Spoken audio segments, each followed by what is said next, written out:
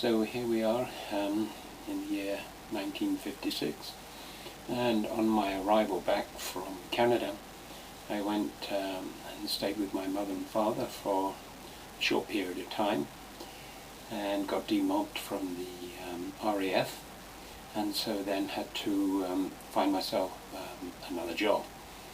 What I did was I went to an agency in London who put people into private service, and as I'd had some experience in that, I went for a couple of interviews with different peoples. One of them happened to be the Queen Mother, and she was after someone to work as a second footman.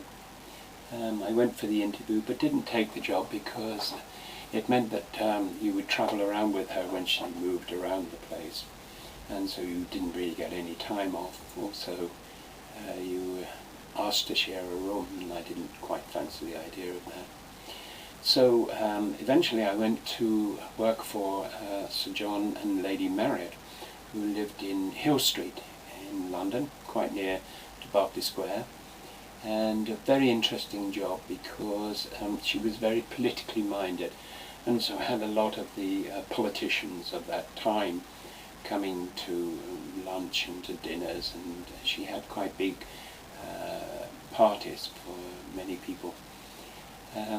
On the other side of the road was Nancy Astor, Lady Astor, and she lived right opposite.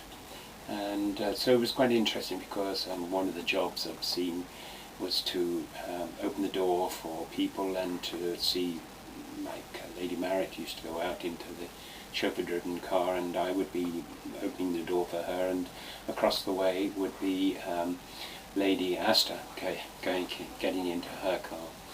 And she also had a footman and a butler as well, and plenty of other staff.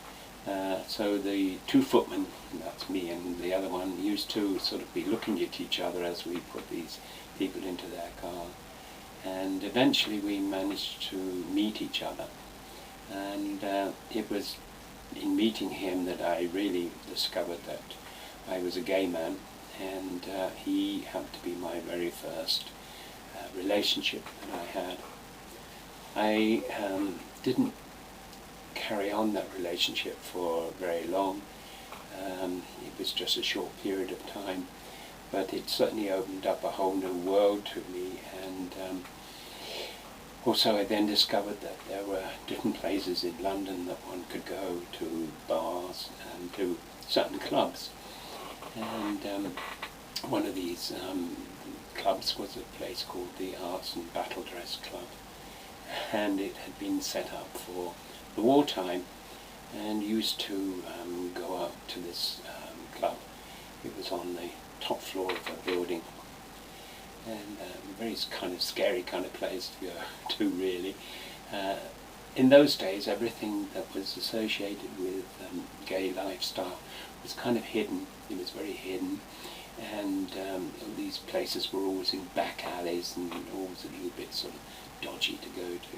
But I guess in some ways that was the fun of the place, because in those days having a relationship with another man could put you into prison, and so one was always worried about the fact of being caught out, and that was kind of not a very pleasant time to be living, and totally different to how it is today. So I've seen this great revolution in the gay society, really, coming from being very secretive and never being able to be open to people.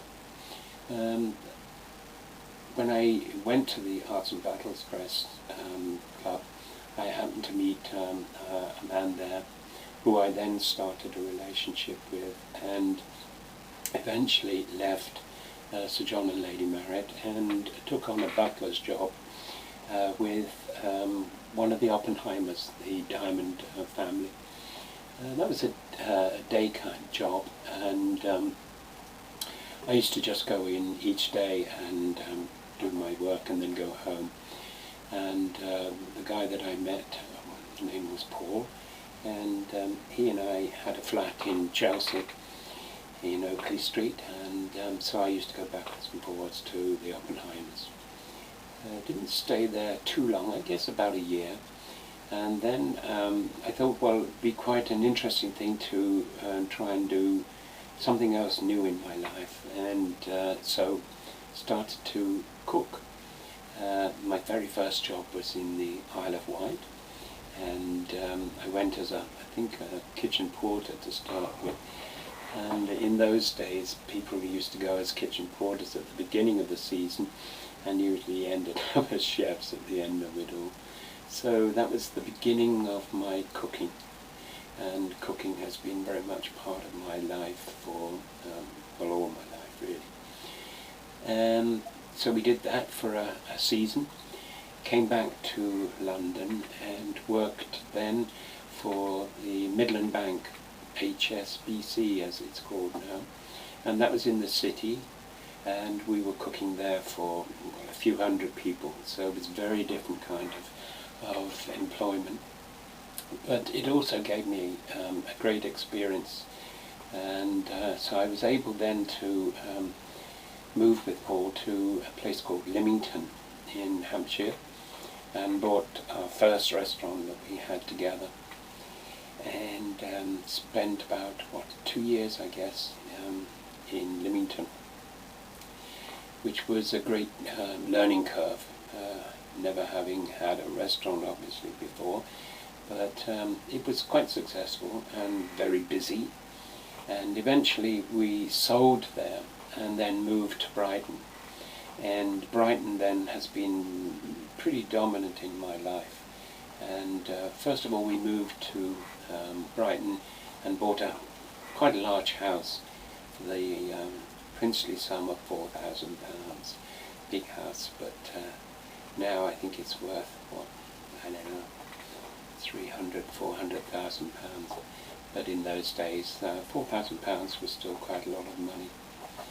And having bought that, we then needed to find something else to do, and eventually bought quite a small restaurant in Upper Law Street in Brighton, and we called it the Tureen Restaurant, and stayed there for 15 years. And maybe I'll talk a little bit more about the time there as a separate thing. So perhaps for now I'll just leave it with being in the Tureen Restaurant, and I'll talk about that another time.